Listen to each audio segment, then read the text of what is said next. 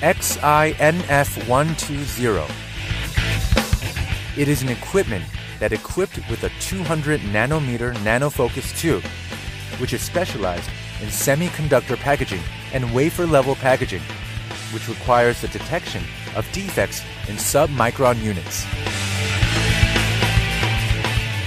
TSV, micro bump. Pattern can be inspected.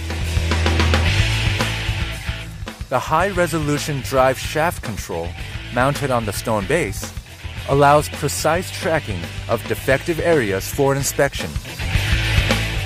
Additional 3D CT module can be used for fault analysis, and wafer bump auto inspection can be performed automatically from loading of wafer sample to inspection reading through wafer handler mounting.